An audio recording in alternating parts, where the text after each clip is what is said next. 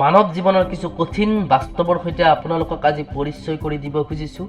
মাত্ৰ প্ৰত্যেকটো কথা মন দিয়ক, অনুভৱ কৰক। কথাবোৰ হৈছে আপুনি জনা নজনা কিছু বাস্তৱ আৰু কিছুমান অপ্ৰিয় সত্য। পৃথিৱীত আটাইতকৈ কম দামী বস্তুটো হৈছে উপদেশ। যদি আপুনি বিচাৰে দিবৰ বাবে, হাজাৰজন আগবাঢ়ি আহিব দিবলৈ। ল'ৰা হোৱা ইমান সহজ নহয়। এখন ঘৰ বনাবলৈ এখন ঘৰৰ পৰা আঁতৰি থাকিব লগা হয়। জীৱনটো নিজক বিচৰাৰ বাবে নহয়, জীৱনটো নিজক সৃষ্টি কৰাৰ বাবেহে। পৃথিৱীখন সলনি কৰিবলৈ হ'লে নিজেই ভাল কৰ্ম কৰি উদাহৰণ দিয়কচোন। উপদেশৰ প্ৰয়োজন নাই।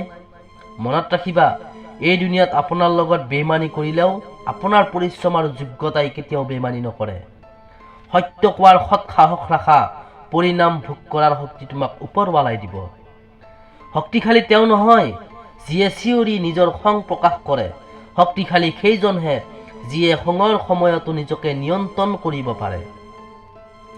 জীৱনত সপোনবোৰ পূৰণ কৰা, জীৱনত আগুৱাই যোৱা, হাজাৰ দুখ কষ্ট যন্ত্ৰণা বুকুত বান্ধি এটা হাঁহিৰে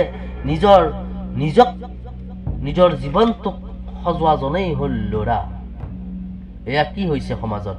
কি চলি আছে? একো বুজিব পৰা নাই। হৃদয়ত এতিয়া কিহৰ যুঁজৰ আৰম্ভ হৈছে?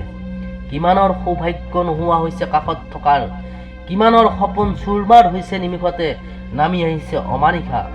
ৰৈ নাথাকিবা। ভাল সময়ৰ বাবে আমি জীৱনৰ বেয়া সময়বোৰৰ সৈতে যুঁজিবই লাগিব। জীৱনত কিছুমান বিচাৰি ফুৰা প্ৰশ্নৰ উত্তৰ একমাত্ৰ সময়ৰ হাততেই থাকে। সেয়া অপেক্ষা কৰা। অপেক্ষা কৰা সকলেই সেইটো পায় যিটো চেষ্টা কৰা সকলে এৰি থৈ যায়। মনত ৰাখিবা, আনক কষ্ট দি কেতিয়াও সুখী হ'ব নোৱাৰে, আনক কন্দুৱাই কেতিয়াও হাঁহিব নোৱাৰে, আনক দুখত ৰাখি কেতিয়াও শান্তি নাপায়। বৰ্তমান হয়তো ভয়ংকৰ হ'ব পাৰে, পিছত কিন্তু নিজেই নিজক ক্ষমাৰ ভিক্ষা মাগিব লাগিব। এটা সম্পৰ্ক কিমান বছৰ পুৰণি, এটা সম্পৰ্ক কিমান সুখী, যিটো সম্পৰ্কত আমাৰ কোনো ভুল নাছিল।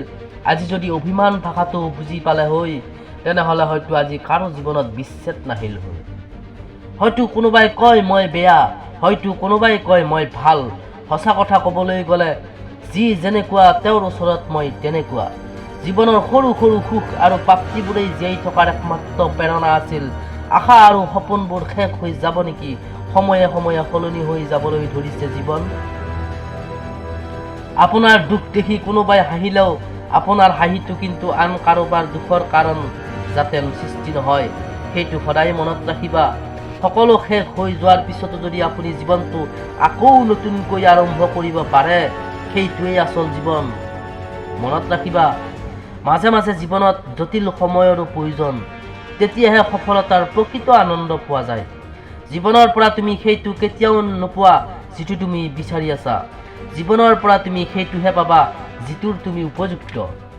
উদ্দেশ্য সৎ আৰু মনটো পৰিষ্কাৰ হ'লে কোনোবা নহয় কোনোবা ৰূপত তুমি সকাহ হ'বই।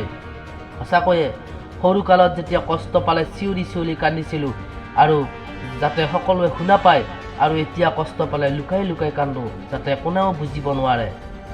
ভৰিত লগা আঘাতবোৰে মানুহক সাৱধানে খোজ কাঢ়িবলৈ শিকায়, কিন্তু মনত লগা আঘাতবোৰে শক্তিশালী আৰু বুদ্ধিমান হৈ জীয়াই থাকিবলৈ শিকায়।